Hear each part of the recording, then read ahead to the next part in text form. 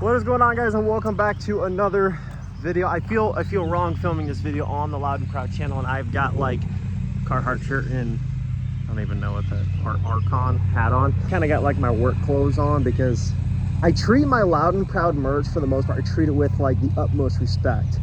So if I know I'm gonna like be super nasty and I'm gonna be working all day and I'm gonna be ruining clothes, I try to take care of my LNP merch. It can handle that, but I personally like to keep stains and all that off it, so when I'm shooting ads, creating content out in public, my Loud and Proud merch that I'm representing looks the best. We have some unfortunate news with the rental trailer business. We have some upsides too.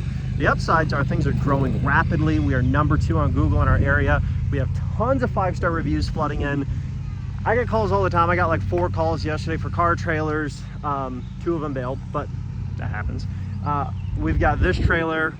Came back damaged, which I'll get to, but the guy that actually had the trailer and had a bad experience, I don't know what happened. I don't know if he hit a curb. He never really told me what happened. I asked him what he was hauling and he said tires, and so I don't really know what happened. He just said, yeah man, had an unfortunate circumstance, you know, blew a tire, whatever, no big deal, I got it replaced. But it is what it is. That stuff happened. Let's get into this because this is like the first like actual damage we've had. Actually, we've had a couple things, but this is the first like actual damage that we've had to a trailer. So let me show you what happened. So this trailer, from the very first day we got it, the jack was already bent and we just haven't replaced it because it still works. It's just, it looks goofy, but we used the wrong ball and we didn't know that because before my dad drew this on here, you like couldn't read what size the ball it was. We're at Tractor Supply picking the thing up, which we would never do in the future. I would just go to like a independent dealer or something like that, or one of those small dealers you can find on Facebook that they're not trying to like make a killing. They're just trying to give you a good deal on a good trailer, and they're reasonable people. Like store facilities, half the people there don't really know what they're talking about. So we go to hook this thing up, and this is before we were really into the trailer stuff, like day in and day out. And like obviously I would just look at this coupler now and be like, that's probably 2 5/16, and then I would obviously investigate to be 100%. But we didn't know any better because we've only ever had like these little smaller trailers that are all 2-inch, and we're like, is this 2 or 2 5/16? It's not 100% sure. Like, you know, we just weren't sure. I'm like, I can't really read any of that. It says the GVW on it, and it's got like all this different stuff, but we couldn't read what the ball size was. And the employee was like, yeah, it's 2-inch. Yeah, 2. It's a 2. So I'm like, so we're like, okay. So anyways, long story short, hit a pothole. We're like 20 minutes from leaving TSC. Thing comes unhooked. It's still hooked on by the chains, and this slings underneath my dad's King Ranch and smashes a jack back. Terrifying moment, by the way, because it took like, you know, I don't know, 800, 900 feet to slow down enough to where we could stop and fix it all. And it felt like the truck was getting totaled back there, and it ended up being like one little ding that big. But anyways, so that's been like that. But everything else has been totally fine. So he brings it, he didn't bring it back like this. He texted me right away. He texted me, said, hey, we had a tire blow. And I'm like, okay. I'm like, like, how bad is the damage? Like, what happened? He said, oh, I was just hauling some used tires. He's like, but your front fender's damaged. I'm like, okay. And he sends me a picture, and it looks like this. And I'm like, oh crap. Like it's literally gone. And then this one is pretty well cracked too. It's still holding in place fine, but it's cracked. Both fenders are on order, by the way. But the guy was cool about it, and he was a repeat customer, and so he's already rented this trailer like 4 different times, and he was super cool about it. He didn't even text me until after he had already pulled the wheel off, took it to a tire shop, and had him replace it with the same size tire all over again, same spec and whatever. A little bit different style in terms of the brand and tread pattern, but everything else is the same. And he's like, yeah dude, it's no big deal. He's like, it happens all the time, you know. And I'm like, okay. I'm like, I am gonna have to charge a damage deposit for the fender though. And I didn't know exactly how to handle that because I haven't had to charge people or keep deposits on stuff like that yet. And it's always kind of an awkward thing when it's like obviously there was no, it's not like he was like misusing the trailer or doing any like way overloading it necessarily. Like he had it 1 stack high, just hardly above the railing. It's a 15-foot trailer with a bunch of used tires, no wheels, just tires.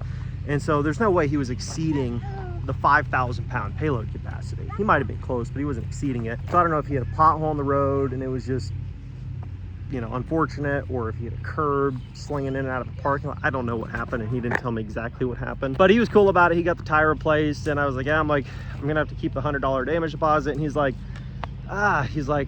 you sure you need to keep the full 100? I mean, I did pay for the new tire on it. And like, part of me was thinking like, well, yeah, but the tire blew while you were driving it and using it, and they were brand new. It's not like, oh, I gave the guy a set of bulk tires. Like, the trailer's probably got 2,000 miles on it in total, and he's been the same guy to repeat use it like the last 5 times it's gone out of the 8 to 10 times total that it's been rented out. And before that, my dad's pretty much never used it. And so he was like, well, I mean, if that's what we got to do, that's fine. He's like, but I feel like you should at least cut my deposit in half, because I did replace the tire that blew, and you didn't have a spare on the trailer like you should have had a spare. And I'm like, whatever, you know, like that's fine, we can do that. And the fenders, I think it was like $150 in total to replace 2 fenders, which it is what it is. He did replace the tire, and we didn't have a spare, so he went through the hassle of dealing with that on the side of the road, which I get that pretty much all the trailers have spares except for that one and one of the other ones, which is just like, we just haven't had one on yet. And we thought, well, for if nothing else, like, you know, we want to make sure the car haulers and that's like all the stuff that's a little more extreme duty has one for sure. And this trailer was brand new and tires are brand new, so it was just kind of like, we'll get one on there soon within the next few weeks, but just if it doesn't have one immediately, it's probably gonna be fine. And of course, that's the one that has a flat. But anyways, that was all good. But then the guy messages me like 3 days later, and he's like, hey, I know that I just dropped that off, and he had paid for like 3 or 4 days in total, and then he paid, obviously he replaced the tire when he had the blowout because he had to get it back. And then he paid like an additional $50 to go towards replacing the fenders. And if we only needed to order one, they were only like $50 a piece plus shipping, so it would have been fine just to replace one. If the back one was cracked, and be like, we should just replace it. But he messaged me and he's like, hey, I need to rent that for another week. So he's gonna come back, and he's been a great renter, like no complaints. Like, he always pays cash up front, you know, and then he comes and returns everything. Nothing's ever come back damaged, dinged up, messed up. No, not even like scratches. Like, that was the first time we've ever had an issue. We're still waiting on the fenders to come in. I told him, like, well, we don't have the new fenders put on yet. They're still on the way. And he's like, no, that's fine, you know. He's like, if nothing else, it makes more sense to rent it to me again while you're waiting on fenders, so it's not just sitting there not rented. And I'm like, okay. So he's gonna come by and drop a couple $100 to take it for a week. And then he's been a great repeat customer. He always pays and really doesn't haggle anything. I mean, that damage deposit thing, like, I could kind of understand what he's saying. Like, it's like, yeah, but I mean, half the cost is replace the tire, and I did do that with a brand new one, you know. Like, could you at least cut my deposit in half, you know, like, instead of taking the full thing? And at some point you do have to weigh out, like, is it worth potentially haggling a repeat customer that's going to spend hundreds and hundreds and hundreds of dollars with you, or maybe thousands over the next couple of years, over like something stupid? It's like, yeah, okay, maybe we lost $100 on the damage in terms of total out-of-pocket cost, give or take, but the guy's already paid several $100s to rent the trailer, and that's the only time anything's gone wrong. And for a lot of tire blowout situations, other than like if you like take a turn too sharp and you smoke a curb or something like that, a lot of that stuff you can't really prevent. And it's one of those situations where I kind of feel bad even charging the deposit, even though I have to, because it's not like the guy wanted to blow a freaking tire on a brand new set of tires. Like, you know what I mean? It's not like he was loading a freaking skid loader onto the trailer or a bulldozer or something stupid. It's like, dude, you knew that was going to destroy it. Like, it's not rated for that. He was just using it within its limits and had a blowout. Like, it happens. And to be fair, I think plastic fenders on any trailer, big or small, I think it is absolutely stupid. Because I'm already thinking, like, every time that trailer blows a tire, it's not just a tire cost, like, it's gonna freaking destroy the fender, like, every single time. Like, I'm already thinking through it, and it's like, it's super thin plastic. Like, every time a tire blows, it's gonna blow the plastic fender off. As long as it's like a high-speed blowout, that thing's gonna blow, it's gonna flop, smack the plastic, and it's gonna blow it apart every time. So it's one of those things where if it happens another couple times and it's just as bad every time, we're just gonna have to put steel fenders on it and ditch the plastic ones. Everything is kids. I do work with the kids every single day. There's very few days that I'm not doing the LNP stuff, doing the trailer stuff, doing farm work and planting and all that stuff. And I have the kids with me every single time. She was on me when I was planting beans yesterday. So it's fun. It's fun. It just makes every job about 3 times as hard, but so good, right? Is it fun? Yeah. So anyways, trailer rental business, it's been going good. My mom actually bought a trailer too and added it to the fleet. And so she pays me a management fee and then I manage it, but keep it booked and scheduled out. We just got it plated yesterday and registered and it's already going out today. So things are going good. We've got I think we got 4 trailers going out today. And the higher rankings we get on Google, the more calls I get. You can definitely see how this can turn into a full-blown operation really quick. If you wanted to, it certainly can. And this is my mom's 5x8. She doesn't know a single thing about trailers. She's like, hey, if I was gonna spend like $2 grand on a trailer, you know, like, should I buy one? I'm like, can you even get one for $2 grand? I'm like, you can. This is actually a Carry-On brand Patriot. So here's the 5x8 on the rear end. And we specifically wanted one with a ramp rear door. And I actually found this thing. It was listed for 3,000 bucks. And I offered the guy 2, and it's a 2022 model, but I offered him $2 grand because my mom's like, well, I don't want to spend more than that because I don't really know what I'm buying anyway. And obviously I went and looked it over and bought it and all that stuff and picked it up for her. But came with a brand new spare. He says he's guessing there's 1,500 miles on it. Just super nice for people that are hauling it behind smaller size vehicles. They're just doing a small apartment or studio move out, a weekend at the fair with a pop-up setup, stuff like that. Like, it's good for that type of stuff, and any size vehicle can essentially pull this thing because it weighs like 800 pounds. The carrying capacity is actually pretty impressive. I think it's like 2,200 pounds. So pretty nice for a small trailer. You spared all that stuff. It's mounted up with a safety chain and a carabiner clip, just in case this, for some reason, would happen to spin loose. But yeah, it's nice. And the ramp rear door is nice for this because you can dolly stuff up in here. If you have a couple guys that got dirt bikes, whatever else, you can even put an ATV in here if you wanted. It'll fit that stuff. It'd even be great if you're doing like a weekend camping trip or a week camping trip somewhere. You can do some pretty cool stuff with it. Obviously, we're just renting out for people to use it for moving stuff, etc. But we're like small vacations. People want to take, you know, a whole bunch of stuff down south for a week vacation instead of renting a bunch of accessories down there.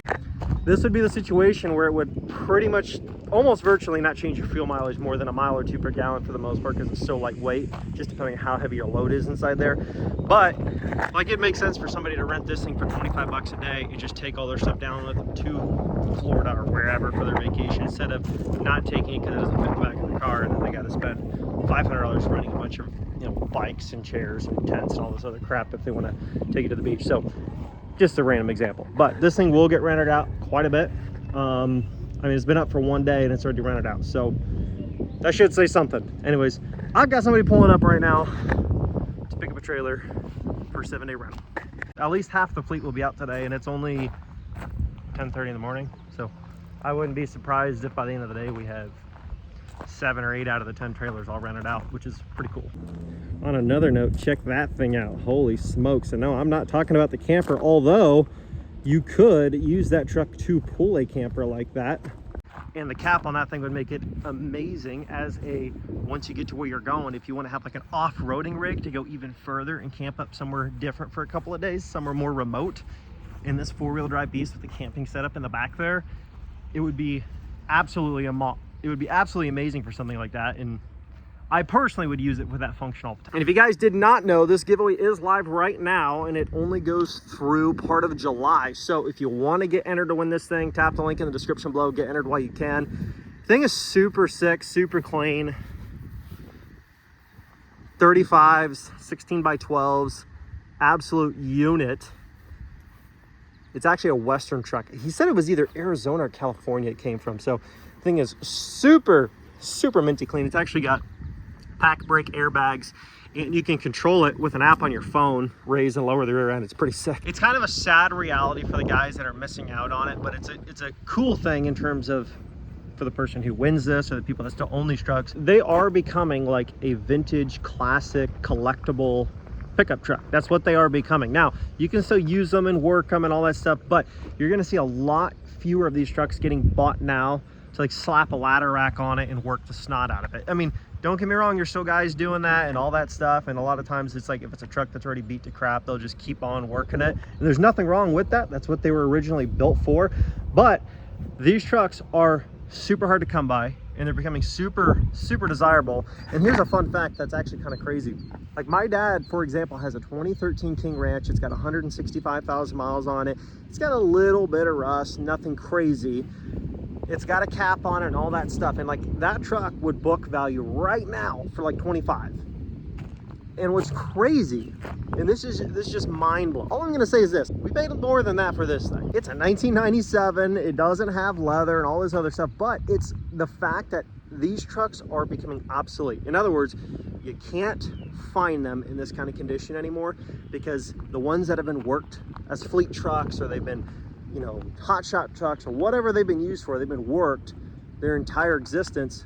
Those trucks are pretty much drying up to be just about gone and useless for the most part, unless you completely tear them down and redo the whole thing, which can be done. But in terms of like OEM original, unmolested, like unmodified OBS Power Strokes with manual transmissions that are just pampered and pristine, I don't know how many people really understand just how hard it is to find these things.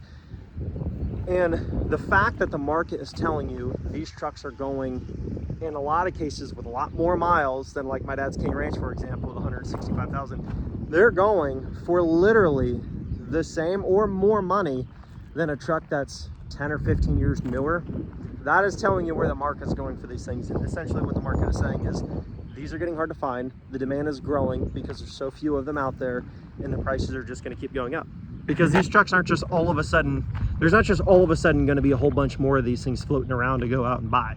The number that's available is just going to keep dropping, which is going to make our job harder to find them. It's going to make the value of these things just go through the roof, to the moon. So something to take into consideration. You're not just winning, like don't get me wrong, the new trucks are super sick.